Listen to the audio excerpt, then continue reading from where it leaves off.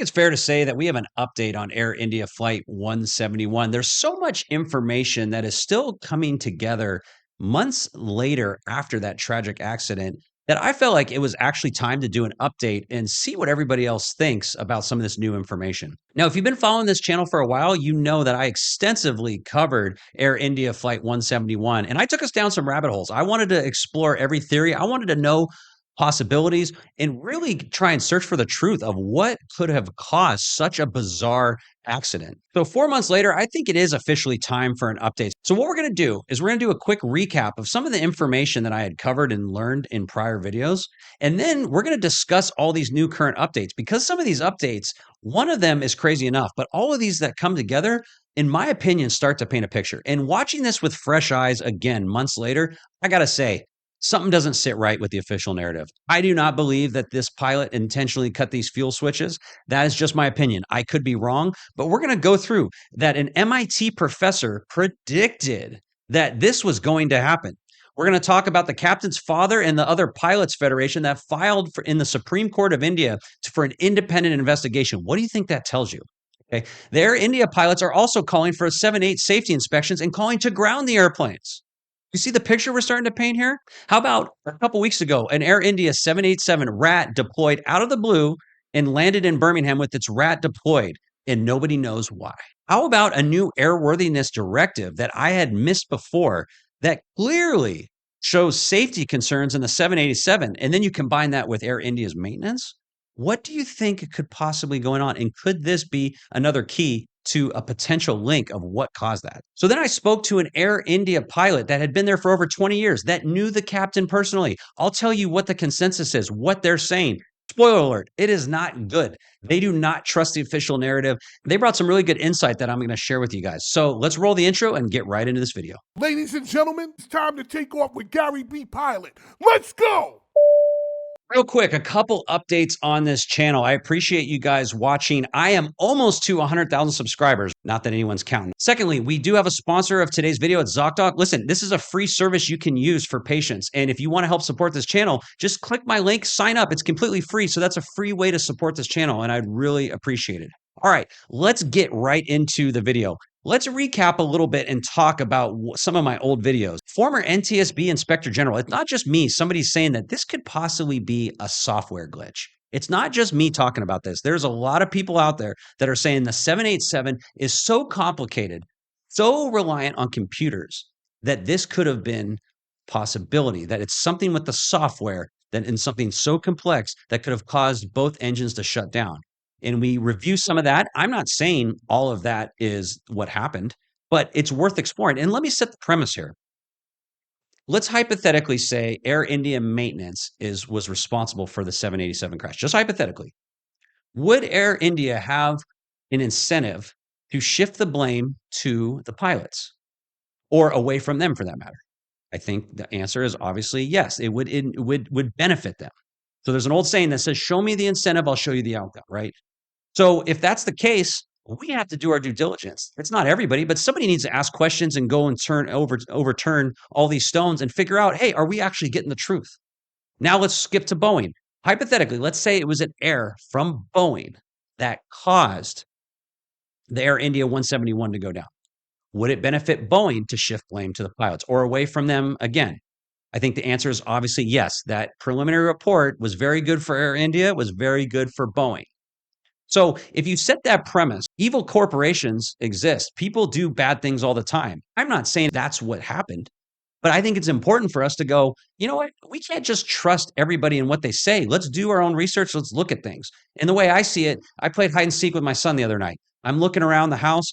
If I check the closet, I don't know anything if he's there or not. You're starting to search. And then we find things. If we find something, we go, hey, is something there? And then we can start to rule it out. If we go, yeah, that doesn't even make sense. We can completely rule that out. So again, there's a difference between speculating and there's a difference between investigating and looking at things and looking at certain possibilities, especially with this nonsense BS prelim report and the information that we got that was so withheld and weird. But before we do that, let's hear from our sponsor and we're going to get right into it. So here's the thing. As pilots, we check everything before takeoff. I'm talking weather, fuel, flight plans, maintenance logs, because up in the sky, surprises are never good. But what about when it comes to our health? It's like flying through turbulence with no radar. One day you're fine.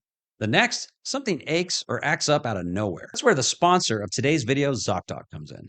ZocDoc makes it easy to book in-network appointments with more than 100,000 healthcare providers. With ZocDoc, you can filter for doctors by insurance, location, specialties, and see reviews by verified patients so you can choose the best, most convenient care for you. Plus, ZocDoc helps you get appointments fast, typically within just 24 to 72 hours of booking. And you can even score same-day appointments. I typed in what I needed, filtered by my insurance, and within a couple minutes, I booked an appointment with a primary care physician. I wanted to find a doctor who focused on functional medicine, a doctor who likes treating root causes, not just symptoms. And that's exactly what I found using ZocDoc. So stop waiting, stop guessing, and start getting the care you need. Go to ZocDoc.com/GaryBPilot to find and instantly book a top-rated doctor today.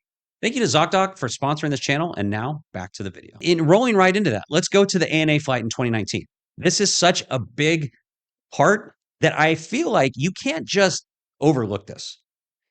If you're not familiar, a 787 that for ANA landed in 2019, and upon landing, the engines just shut off. Now, a lot of people said, "Oh, it's because they have Rolls-Royce engines." Well, how do you know that?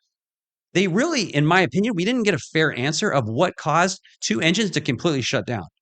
And when you read the article and you talk about it, it just shut down. The pilots couldn't even get the engines back on. They had to get towed into the gate. So if you're going to set the premise that an ANA 787 engines can shut off unexpectedly on touchdown, are we seriously going to sit here and guess that that couldn't happen in a 787 on a takeoff? Especially when you combine that with India's poor maintenance record. I mean, that's just not me talking. That's an actual fact. India has a bad reputation for skipping maintenance and skipping steps and violating multiple procedures. So, as we move away from that and we keep that in mind, let's just quickly talk about the preliminary report. The thing is the preliminary report leaves out so many things. Remember, you can think about if you were telling a story and you can lie by omission in an indirect way. And the thing is, we didn't get timestamps on their conversation. We didn't even get who said what to who. It feels like it was written by somebody trying to CYA, cover your ass, like they're trying to cover it. Now, if we had more information and we had more transparency, this wouldn't be something that we would really need to even cover.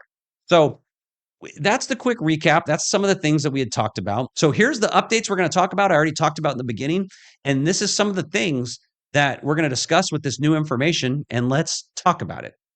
Okay, first things first, you guys got to check out this channel. I only recently discovered this. It's called Airline News with Geoffrey Thomas. They've been doing quite a bit of extensive research on the Air India flight and other accidents for that matter. I would recommend their channel. Go give it a look. They're covering it way more in depth with me. And a lot of some of this information I'm going to talk about was kind of like they pointed out and then I found it and like researched it myself. So definitely shout out to Airlines with Geoffrey Thomas. If you want more in depth on Air India, definitely go there. Okay, one of the things I found from that channel was, did the MIT professor predict Air India Flight 171? This guy, Dr. John Thomas, is a professor in aeronautics at MIT. Okay, what does that translate to? That means way smarter than me, way above my pay grade. And he did some evaluations. It's called a program called STPA, and he does it in the aviation industry. And what did it talk about? Well, here's some of the summary right here. And so it seems to be he found a lot of problems, especially pertaining to the thrust control malfunction protection in the process. And if I won't cover this all because I'll let you go read the report. Basically, he seemed to say in 2016 and in 2018 that this was going to happen, that there's going to be a dual engine shutdown. It's too reliant on computers. We're thinking about that. And, and when you really think about it, it's true. When I talk to Stig Aviation, he tells me he can't change a light ballast in the 787 without updating the software. And you think about the absurdity of relying so much on computers. We can't rule this out yet. And especially with this new AD, I think it's a lot more pertinent and relevant, which we're going to talk. But look what he says in here. He says that Professor Thomas says the TCM, the thrust control malfunction on other aircraft, what's listed there? The 787. STPA is not used. And you read through this report and the fact that it's talked about, I think this is interesting, even though this came out a long time ago. Let's talk about the Supreme Court request. I think this should speak volume. Now let's analyze everything and be fair. The father, let's say this captain did intentionally cut the fuel switches, and for whatever reason he did it. And the father just can't accept that fact. Okay, that's a good point. He may actually, say you're trying to blame my son when it's not fair. So that's like, maybe he's too close, too emotional, and to see the fact. That's a possibility. But on the other hand, that the fact that the federation, the pilot federation, the other pilots, and the father are calling for an independent investigation. I mean, look at some of these things they're saying. They're saying that the report is flawed and biased, and basically saying they're investigating themselves. Okay. He's saying that. When's the last time you've seen a family member like claim, oh, this is to demand that like we need an independent investigation, that it's like it's being a cover up. Okay. I would say some of the MAX crashes, I think that happened. But before that, the only one that comes to mind is TW 800, when a 747 just exploded off Long Island, apparently with vapor lock or something about fumes in the center tank or something. Most likely, I think all the family thinks that there was a missile taken off, especially when I guess all these military boats and they were doing drills and scattered. But either way, family wasn't buying it. And here is the same thing, that the family's not buying. Now it'd be interesting to see, is this going to be granted? I think absolutely. Why wouldn't you have? This is one of the biggest accidents. We've got a partial weird prelim report. Are you really going to just not give the people are requesting it? Why not do an independent investigation? I would agree with that. Do we get it? I don't know. We'll see. Next slide. The pilots aren't buying it. I'm going to allude to this a little bit in the end when I talk to the pilots, but look at what the pilots are saying. The largest association of pilots in Air India, they're calling regulators to ground the 787 Dreamliners in the country because urgent safety checks are needed. And this was just a little bit ago. Every time I look and research, there's some problem with an Air India 787. The other day, the one I saw was an autopilot failed in the flight. And they had to divert to, I think it was Dubai. This one happened 2 weeks ago. The Ram Air turbine just deployed without warning. As you watch my other videos, why does the Ram Air turbine deploy without warning? Well, there's a couple of reasons, but one of the reasons it deploys is loss of all electrical power. So you lose all electrical power, that's your last chance, and it deploys. Well, what else is going on here? Why don't we have answers like that? Now, to be fair, could it be completely unrelated? Of course. Could be completely unrelated, just a malfunction. Things happen on the plane.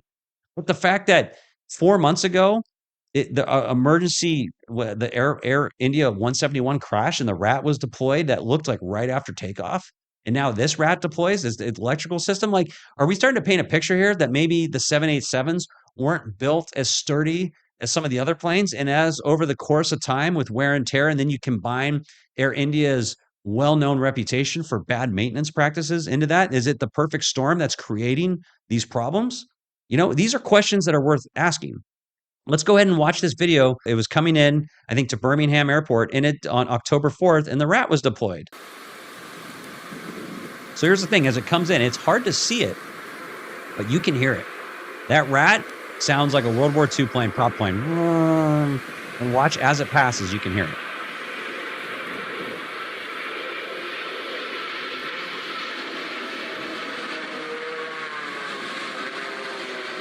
Yep, and as it zooms in, you can see it right there. Yep, see, they even gave us an arrow. They gave us an arrow, so you can hear it and see it. So again, why is the rat deploying? It doesn't make a lot of sense. And it's just I don't believe in this many coincidences that can happen.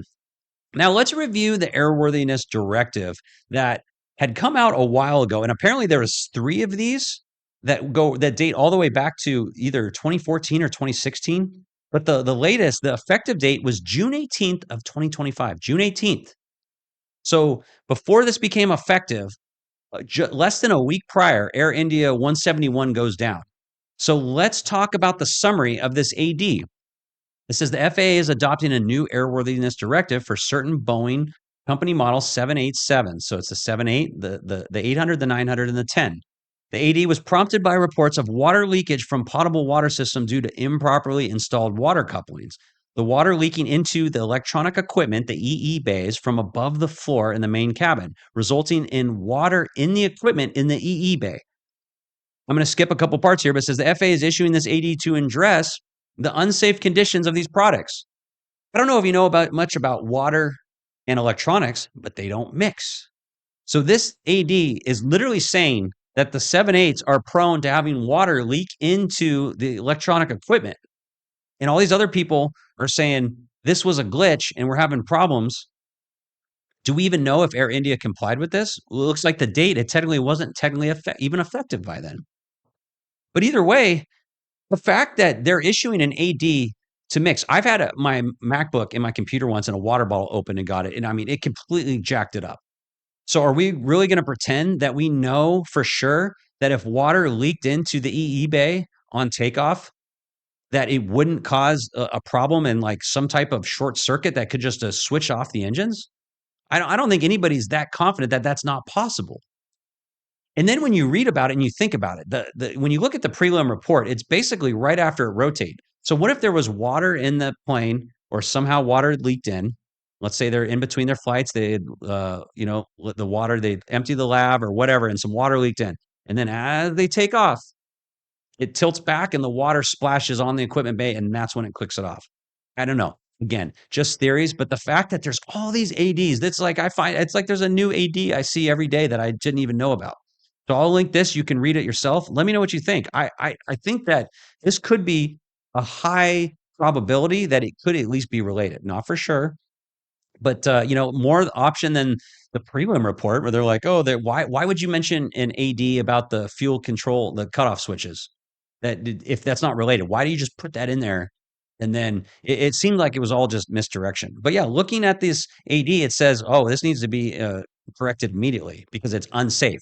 FAA words, not mine. So, that's some of the newer updates. And then what I wanted to do was I was able to talk to an Air India pilot that flew there for over 20 years. And they might have even been longer, I believe they said. I think they knew the captain for over 20 years. They said they knew this captain. And this was all off the record, but I spoke yesterday for about 20 minutes. It was all off the record, so I'm not naming names. You can take this with a grain of salt, but this is just what they're telling me. It's somebody that knew the captain that flew 787s at Air India for over 20 years. They're telling me that this whole thing, nobody's buying it. They say there's not a single pilot there that believes that this pilot intentionally cut off the fuel switches. Now, say what you want. Again, let's play both sides. Is it fair to say that maybe they're just too close to home? That's too much to stomach that a fellow pilot could cut the fuel switches and just call it a day like that and create such a tragedy? Maybe. But you also have at least the ones that are speaking publicly or out. They said there's not a single one that thinks he did it. You have all these pilots that are very highly regarded. You trust your lives with them to go fly you all across the world. Isn't their voice worth something? I think it is. I think it's definitely worth something that they're saying this. The fact that they knew this pilot, they're saying this guy was knowledgeable, he was kind, and he was also, they said he was very quiet, but he was smart and he knew his stuff. And he'd been taking care of his father. I don't know. It just seems like it's a very strange thing. And then they told me that the majority of pilots, especially on the 7-8, they think they're going to work every day and they go, we don't know if we're getting a good airplane. We don't know if this is safe. Is it where they're worried about it? As I said, you combine problems with the 7-8, and then you combine it with poor maintenance. They're worried about it. The autopilot just failed the other day. A couple weeks ago, the rat just deployed again. If you really truly believe that the pilot didn't intentionally cut the switches, I would be worried about this too.